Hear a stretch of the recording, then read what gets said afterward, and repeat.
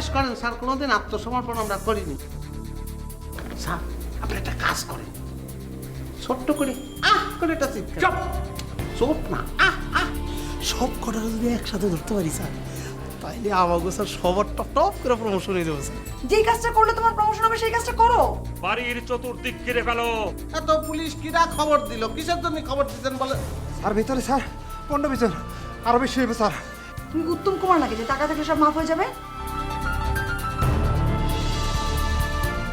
আর এখানে কি হয়েছে? এ চিনি না জানি না, পরপর রেতে রাতে পানি খাবো। জানো রে বাবা, বাসার পাশে আমার গার্লফ্রেন্ডের বাসা। ভাই বস।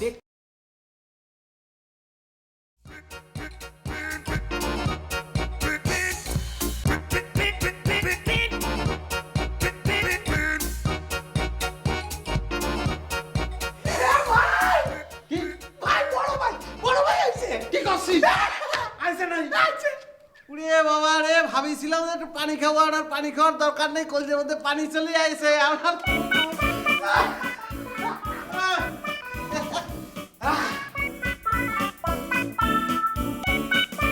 পুলিশ পুলিশ কোথায় ভাইসে যাবে না এখন, কিছুতে কোনো কাজ হবে না। ভাই খিদে লাগিছে ভাই। খিদে লাগেছে, একটু সবর কর বড় ভাই, আর তো চলেই আইছে।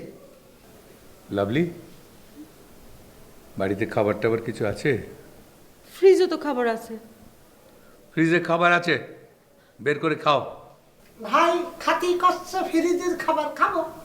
কিসের জন্য খাবি না?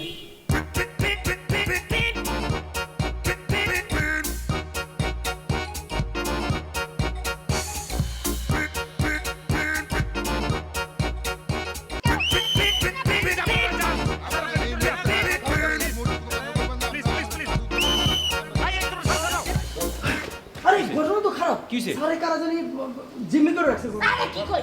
আমার এলাকায় আছে, আমাদের মহল্লায় বেশি সার্কে জিমে কোন মানে উস্তাদ, এটা কিন্তু ঠিক না। এখন অ্যাকশন নেওয়া লাগবে। আমরা এই এলাকায় থাকতে আমাকে খুব টক্কর দিয়ে পোলা বানিয়ে আমাকে এলাকার মানুষের জিম্মি করবো, টাকা পয়সা চলেন যাই। করবো, আর আমরা এমনি চুপচাপ বসে থাকবো। বস, চলুন তো, এটা গফিরার কাজ।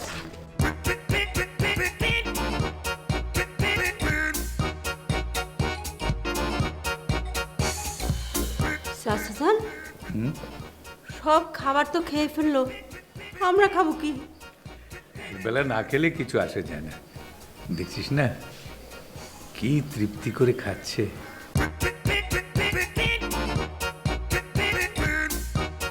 চাচা রাক্ষসের মতো দিয়ে খাইতেছে, এতগুলি ভাত মুখের মধ্যে দিতেছে একবারে। দেখেন দেখেন দেখেন, জীবনে মনে ভাত খায় নাই। খাক দেখেন খাক খাক খাক, খিদে পেয়েছে তো, খাক।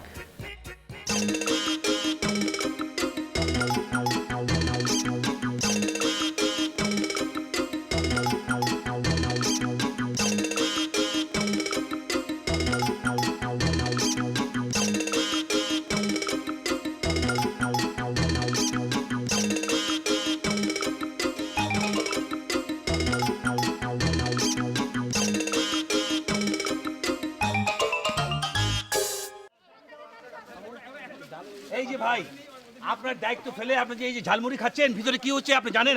আপনি জান, দেখেন। আপনি কাজ করেন। আরে মানুষ আমরা পুলিশ সামনে নিয়ে এখানে আসছি, দুপুরে ভাত থাকে আমরা মানুষ না। আরে কি আছে জন্য যারা আপনি এখানে ভিতরে না, এই আপনাদের একটা সমস্যা আছে, কিন্তু কি সমস্যা আছে? এই আমরা খাইতে পারতেছি না, দেখেন না আপনি ভাত খাই না, ভাত খাই না। কি বললাম ভাত খাই?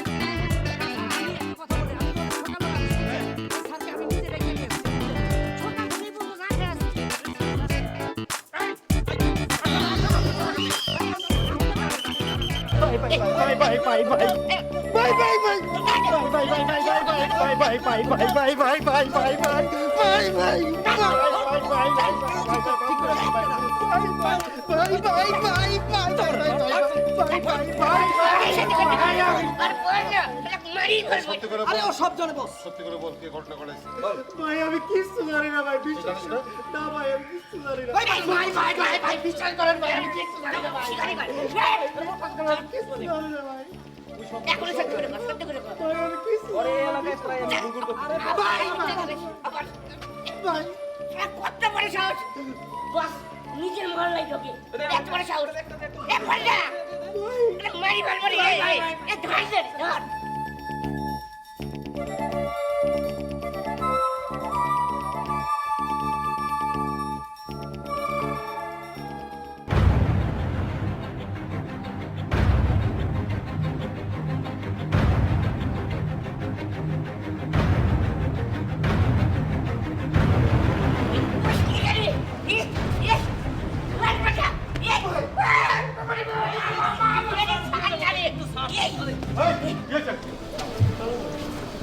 এই একে ভাই ভাই ভাই ভাই বাঁচান আমার ভাই মারতাছে ভাই।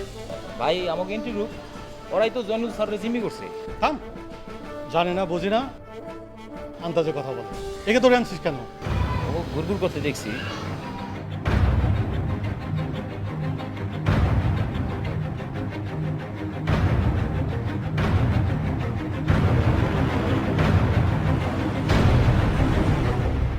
কতবার না বলেছি ঝামেলার মধ্যে যাবে না। এই ওকে ছেড়ে দাও। আমি তো আগেই কইছিলাম, আগে করলে গেলে তো কিছু হইতো নাকি? মাইনা কাকাটা খুব ভালো ছেলে যা জানো রে যা ঠিক আছে যা গফুর যা, সরি।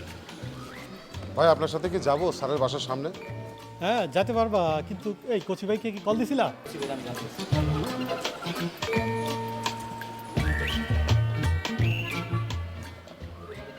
আসসালামু আলাইকুম কচি ভাই। ভাই আমি শিমুল। ভাই ওই যে আমাকে লেখকরা যে জিম্মি করছে ওইটা কি আপনি জানেন ভাই? আপনি জানেন? ও আপনি ওইখানে? আচ্ছা তাহলে আমরা আসতেছি, রফিক ভাই বস সবাই আছি, আমরা আসতেছি। হ্যাঁ আচ্ছা ঠিক আছে। হ্যাঁ আসসালামু আলাইকুম ভাই। হ্যাঁ কচি ভাই জানে ওইখানেই আছে, আমরা যাই তাহলে। ভাই চলো।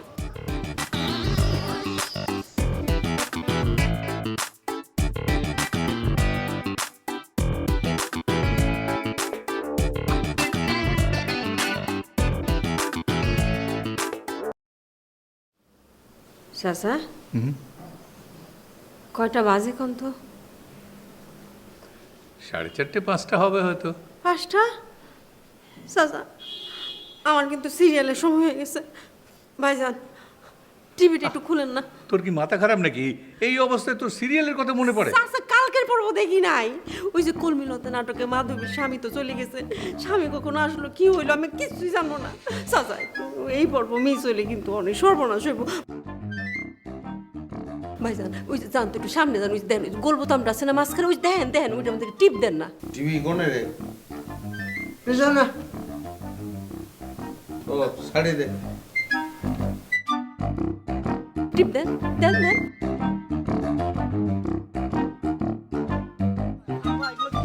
আপনাদের কথা কি শেষ হচ্ছে এখানে?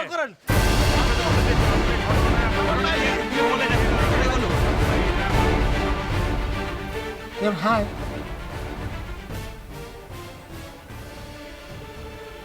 কি হয়েছে দেখছেন, মানে একদম এইরকম একটা বাড়ি, ঠিক এরকম একটা বাড়ির সামনে দিয়েই কিন্তু আমরা এই বাড়ির মধ্যে ঢুয়ে পড়েছিলাম। দেখ না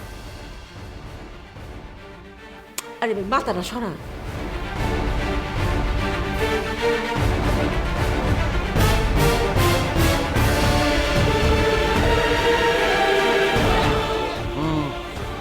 সেম বাড়ি।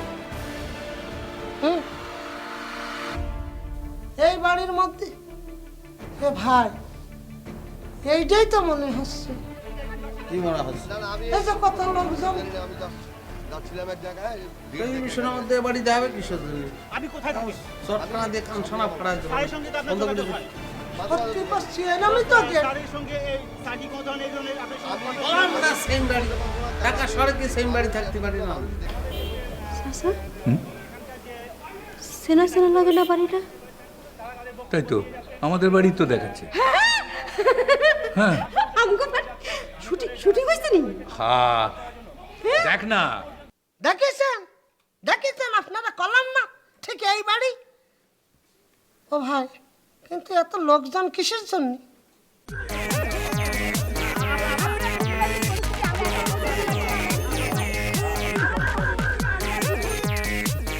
এত পুলিশ এনে এই যে কিসের জন্য? পুলিশ পুল এত মানুষ কেন চাচা? ক্যামেরা এত ব্রেকিং নিউজে আপনাদের সাথে আমি আছি তাজ তানিয়া। দেশের সুনামধন্য জননন্দিত কথা সাহিত্যিক জয়নুল আহমেদ তার নিজ বাসভবনে সন্ত্রাসীদের হাতে জিম্মি হয়ে আছেন। ওখানে আছেন আমাদের স্টাফ রিপোর্টার নজরুল। চলুন তাহলে আমরা এখন নজরুলের সাথে সরাসরি কথা বলি। নজরুল, নজরুল, আপনি কি আমার কথা শুনতে পাচ্ছেন? হ্যাঁ হ্যাঁ, আমি শুনতে পাচ্ছি।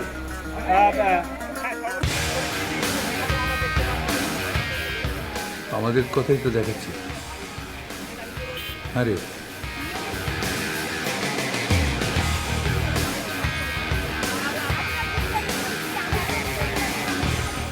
চাচা দেখেন ভালো করে। এরা কি করছে আপনার কথা? চুপ চুপ, দেখ।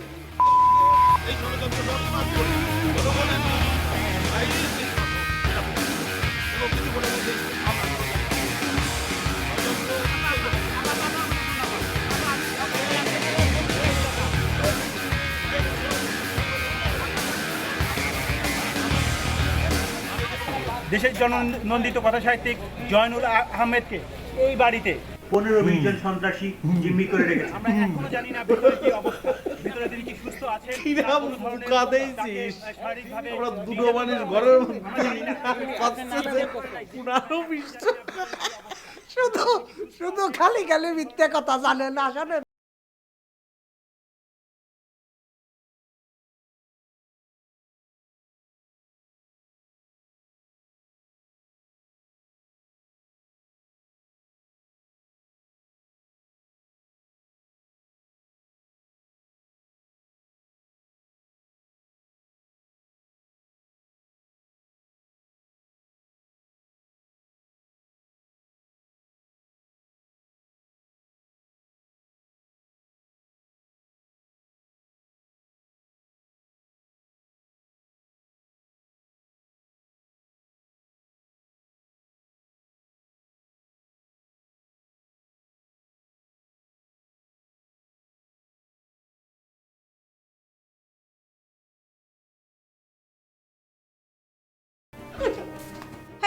আরে বন্ধ করেন কেন?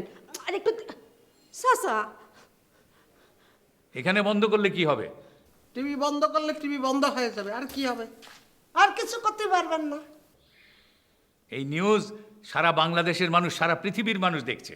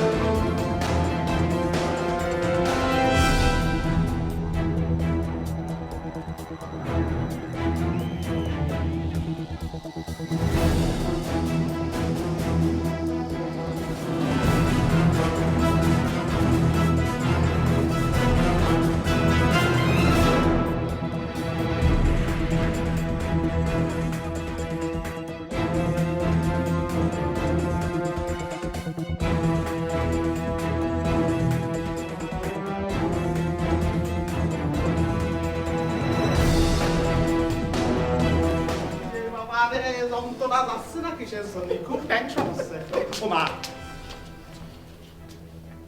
সামনে সামনে হাঁটতেছিস কিসের জন্য? পিছনে চাকরি পারিস নি?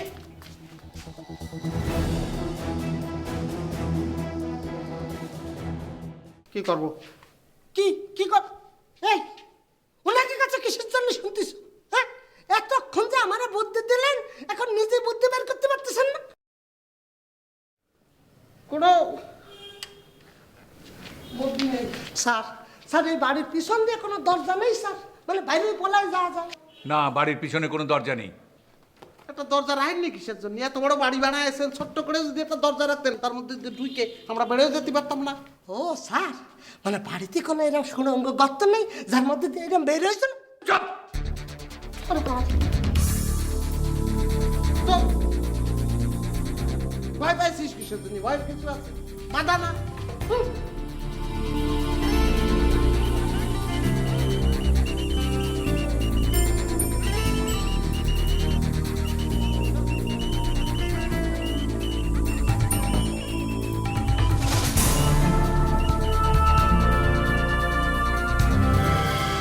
প্রশাসনের লোক সহ স্যারের অসংখ্য ভক্ত এসে জমা হয়েছেন স্যারের বাড়ির সামনে। তারা অধীর আগ্রহ অপেক্ষায় আছেন যে এখন স্যারের কি অবস্থা, ভিতরে তারা কি অবস্থায় রয়েছেন, কিভাবে তাদের উদ্দেশ্য কি, এটা জানার জন্য তাদের ভক্ত এখানে জড়ো হয়ে আছেন। আমরা এখন কথা বলবো একজন ভক্তের সঙ্গে। আপনি কোথা থেকে এসেছেন? ঢাকা ভার্সিটি থেকে এসেছি। আপনি কোথা থেকে খবর? আমি টিভিতে খবর দেখেই চলে আসলাম যে স্যারকে নাকি জিম্মি করা হয়েছে। কে বা কারা স্যারকে জিম্মি করেছে জানি না, কিন্তু কেন করেছে সেটা এখন জানা উচিত আমাদের।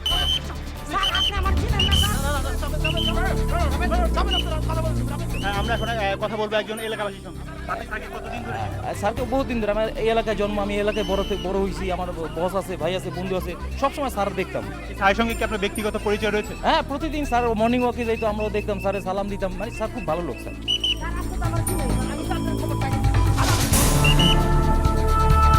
স্যারের লেখা পড়েই নয়, স্যারকে দেখে তার ব্যবহার, আচার ব্যবহারে অনেকেই মুগ্ধ হয়েছেন। তো এরকম একজন মানুষকে কি কারণে জিম্মি করা হয়েছে, এটা শুধু তাদের ভক্ত নয়, সমগ্র দেশবাসীর প্রত্যাশা কিভাবে তাকে মুক্ত করা যায়। এটার জন্য আমরা এখন প্রশাসনের কাছে আমাদের একটাই দাবি, যত তাড়াতাড়ি সম্ভব এই জিম্মিকারীদের হাত থেকে এই দেশের প্রখ্যাত লেখক জয়নুল আহমেদকে মুক্ত করা হোক। একদম চুপ, অপমান করতেছিস কিসের জন্য? মাইকে ভালো একদম। স্যার ওকে একটু বলে দেন চলে যাতি। আমরা তো আপনার কোনো ক্ষতি করিনি, ক্ষতি করবো না, তোদের ব্রিফকেসটা নিয়ে চলে যাবো। কর না। আমি বললে কি যাবে নাকি? আমি বলছি না, তোমরা যাও আত্মসমর্পণ করো।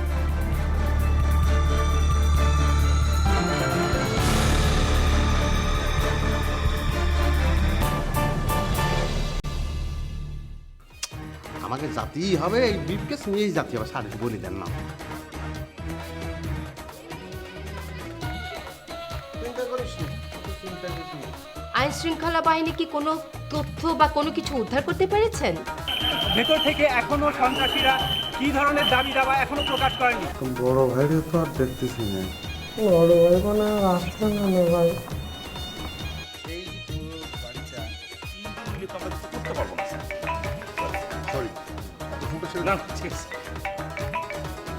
হ্যালো, টিভি খুলে যে কোনো চ্যানেল আমাকে দেখতে পাবা। করো না, টিভি খুলে দেখো।